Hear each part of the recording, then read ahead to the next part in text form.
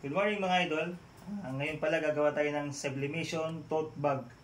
So una, magpiprint tayo ng logo mga idol. Gamit ang sublimation ink. Shoutout nga pala siya nagpagawa, Ryan Reyes ng Jeddah, Saudi Arabia. Ito siya. So pag meron tayong design mga idol, ayan, ilalapit natin sa ating tote bag. So, kailangan maayos mga idol kasi hindi naman babalik ito. Ayan. Then, lagyan natin ng thermal tape.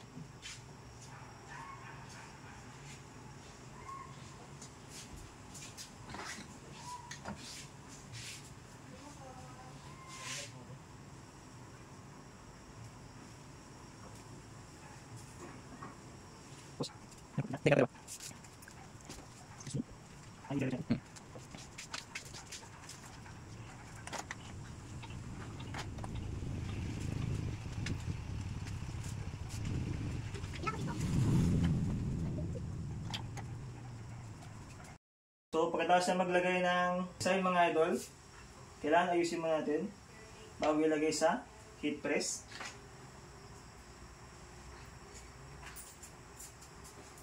Ganyan man.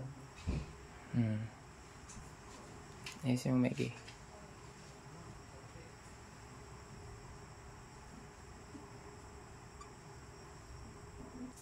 Tapos, tatakpan natin ng Teflon sheet mga idol. Ayan. Then, iusog natin mga idol. At ipipress natin with 210 and 25 seconds. Tignan nyo mga idol. Ayan.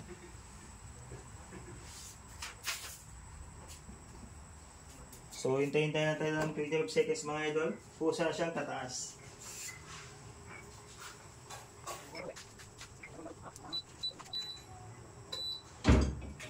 Okay na.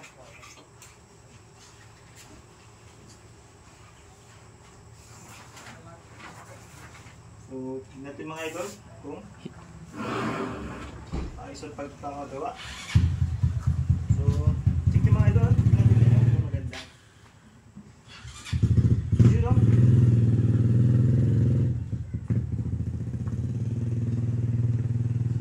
So, ito talaga yung binigay ng design ng taga Jeddah.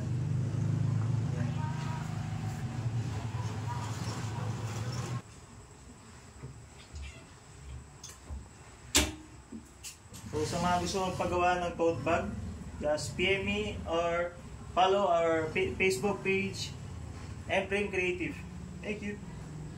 Ulitin ko, shout out kay Ryan Reyes ng Saudi Arabia, Jeddah. Ito.